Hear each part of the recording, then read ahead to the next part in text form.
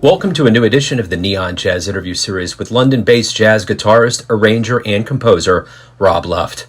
We caught up with him on the last day of March 2020 in a surreal coronavirus quarantine world to talk about his latest 2020 trio CD called Riser, and how he was in New York City when a gig was canceled and he knew jazz was going to be silent. This award-winning 26-year-old cat has been compared to that of six-string legends John McLaughlin and Al Di Meola. His career was really taking off and will continue when the music gets back to some level of prior. So please get to know him and dig this interview. Hi, Joe. Hi, Rob. How are you? Fantastic. How's it going? We're probably just as good as everybody else, just trying to make it through. Yeah, with this bloody coronavirus, eh? Yeah, it's pretty bad. Oh, my God. It's totally obliterated the Western world. Yeah, I mean, and you know, everybody's really kind of going through it globally. It truly is a global pandemic. It's crazy. Yeah. I was in the States just 2 weeks ago. Yeah, it was crazy. I mean, I had my first two gigs scheduled in New York City for the 12th and 13th of March.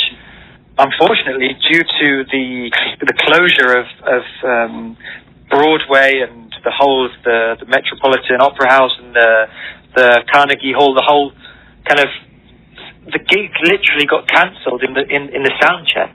Wow. That we were meant to do. Wow. Can you believe that? That's insane right there. It's crazy. I mean, terrible for the carbon footprint amongst everything else, but I mean, it was just you couldn't have made it up, you know. Yeah. No, you can't. There's no way. Yeah. This is a film, you know, that we're living through. It's unbelievable. Yeah, it really is. It really is. And I guess that's one of the reasons why I've been reaching out to a lot of musicians to kind of get viewpoints and to kind of have an oasis to talk about something that's a little bit more positive. And I think music is probably the best thing right now to do. Absolutely. I think people are kind of craving music, new music, and just any form of the arts. It kind of makes you slightly, realize that what you do is both a luxury and a necessity somehow. Yeah, I think that's the big realization. Yeah. Yeah. Yeah. Because it's the first thing that live concerts are obviously the first thing that got chucked out the window when this kicked off. But at the same time, now people are locked down in quarantine.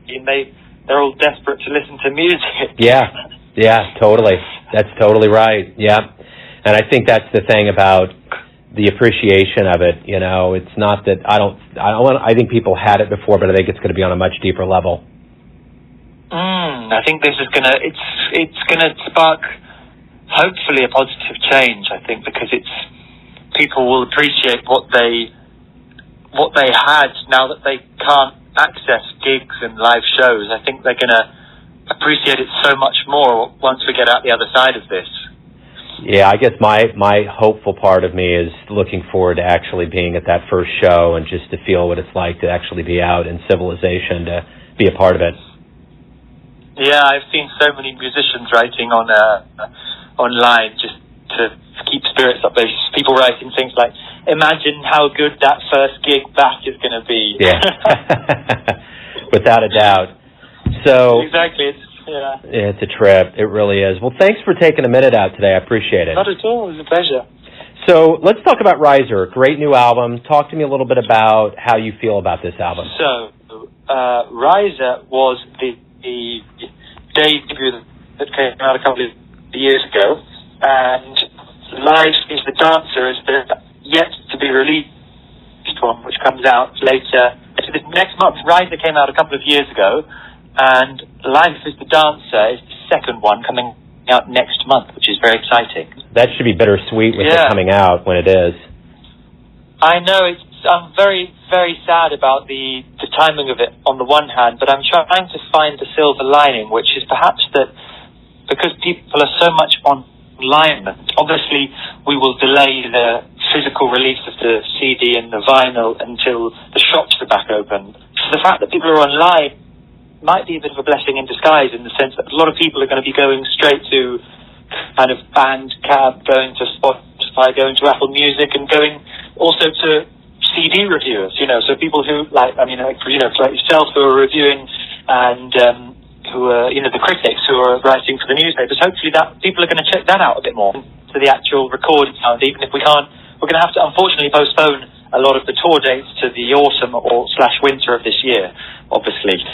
But yeah, it's very exciting, I guess, just to get, whenever you write new music, it's always very, what's the word? It's kind of a bit of a mystery as to how it's going to be received. When you have all these, when you take this kind of, it's quite a long process from the bedroom where the music starts to be written. When I write music at home, I usually write it in big, kind of a big suite. I write a whole set of new music, and it only happens once every couple of years. But then the actual transformation of that process of writing the music to recording it to then releasing a record and then to touring it, it's such a trip. It's just a mystery. I'm very interested to see how it's received. Yeah, absolutely. Well, let's go back to the beginnings of your life. Talk to me a little bit about your childhood, where you were born and raised, and how you got into music. Sure, yeah. I mean, I'm from London, from South London, from the original Greenwich. Unfortunately, not the Greenwich Village on the other side of the Atlantic, but the Greenwich Village in London, which is just called Greenwich. What about music? What kind of jazz did you get into early on that really got you going? There was a few kind of catalysts. So obviously, alongside the kind of classic, when I walked into that first CD shop, it was for me in Greenwich, I found, I think, Charles Mingus Blues and Roots. I found My Favorite Things by the classic Coltrane, not the classic Coltrane quartet, but getting there, the one with Elvin and McCoy, on Atlantic in 1961. That was like two big albums for me. So Blues and Roots by Mingus and My Favorite Things by Coltrane. And obviously we've just lost McCoy, right? He just passed away a few weeks ago. Yeah. I've been re-listening to so much McCoy over the past few weeks just to remember what a big influence he is, not just on me but on everyone. But I mean, I guess for me, having My Favorite Things as my kind of first foray into jazz, McCoy is in such an integral part of that sound, and he's such a huge influence on me. If I look back at it now, it's crazy. I'm so sad that it takes the death of someone like McCoy for me to really go back and listen to his back catalogue. It's terrible to say that, but it's so often the case. Yeah. I've just been obsessing over his music for the past month or so. But yeah, I guess he was one of my early big influences, which is maybe why I don't have so many guitarists as my kind of big early influences, which was really nice. There was also a British piano player called Django Bates, who was a huge influence of mine. He was my teacher, and I've been lucky to play with him a bit as well. Django Bates is just he played a lot with Sid Selendresen, the Norwegian singer, and they recorded some albums for ECM. And he was such a big inspiration. He had a band called Loose Tubes, which is a big band in the UK in the 1980s. And he wrote all the music for that, and he was a piano player as well. And it's just that, I guess the sound of the piano somehow, for me, it was something I was always striving for. I am still striving for on the guitar, to play almost pianistically, and having people like Django and McCoy as my big early influences probably is the reason why. It seems to me that your career trajectory at your age has gone up pretty quick. You're pretty international and pretty big in the jazz scene. What's been your perception of where you're at in your career and how everything's been working? It's been amazing. I mean, we've gone from, like you say, it's gone from playing in little clubs and bars and jazz venues in London to playing all over Europe as a sideman with different projects. I used to play a lot in the north of Italy with an Italian drummer called Enzo Zorilli, and played a lot in different parts of North Europe, like in Scandinavia with Django Bates and with Arve Henriksen, the great Norwegian trumpet player. And then I've been working a lot in duo with this wonderful Swiss singer called Alina Duni, who is an ECM artist. That's kind of creating a new connection for me. We're doing this much more kind of ambient textural stuff with lots of effects, lots of sound worlds, and we just recorded a record for ECM last month, actually. Just before the lockdown, we recorded a new record which will hopefully come out on ECM in October or November this year as well. What was one of the first live jazz shows you ever saw that made you think this is what I want to do with my life? Yeah, sure. I mean, 2 or 3 great American guitarists were in London for the London Jazz Festival in 2008. I think I found one of the tickets the other day. It was for a gig from John Scofield's project, Medeski, Martin, Wood, Scofield.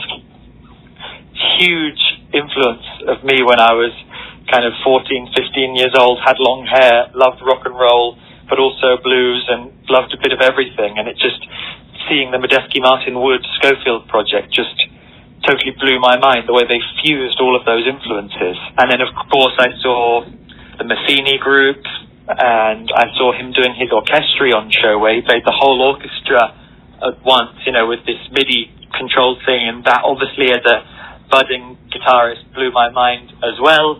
And then the final guy that totally changed my life was Kurt Rosenwinkel, when I saw him playing in a small venue in London called Charlie Wright's, which sadly no longer exists.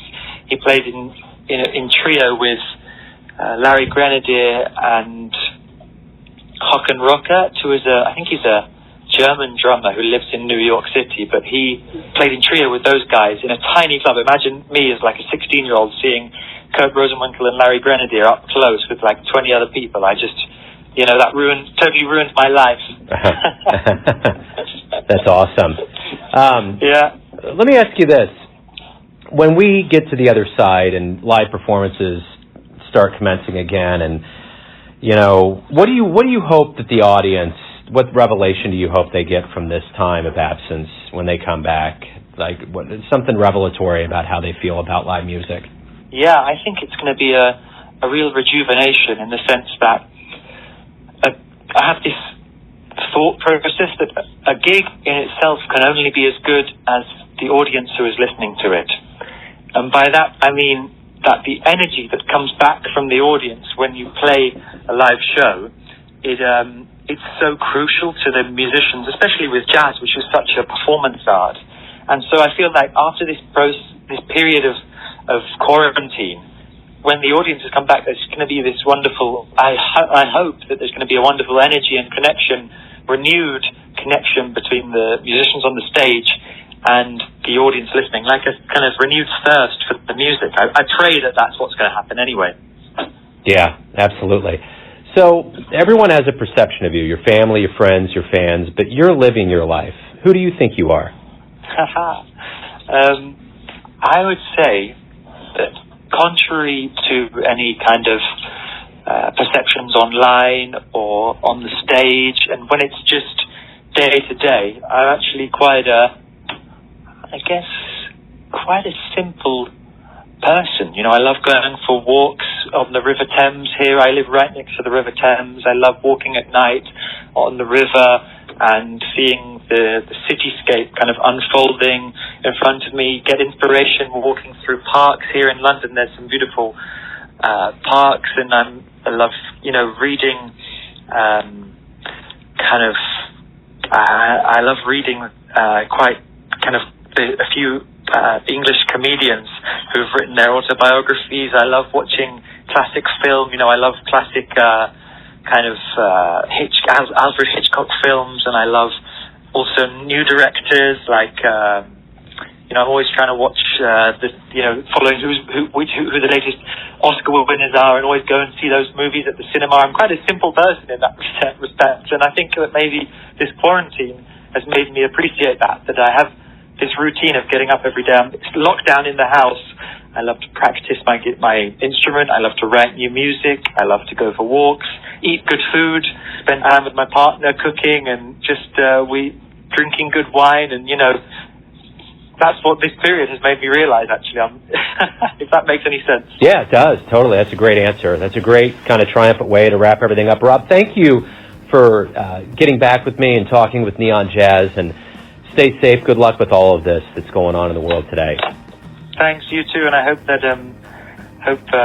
to maybe meet you in the face-to-face one day if I ever get back to the States for these long-awaited debut stateside performance. Totally. Yeah, I absolutely look forward to that. Thanks for listening and tuning in to another Neon Jazz interview, where we give you a bit of insight into the finest cats in London, LA, Kansas City, and spots all over the world, giving fans all that jazz. And thanks to Rob for his honesty and his music. If you want to hear more interviews, go to Famous Interviews with Joe Domino on the iTunes Store. Visit neonjazz at youtube.com, and for everything Neon Jazz all the time, go to the neonjazz.blogspot.com. Until next time, enjoy the jazz, my friends.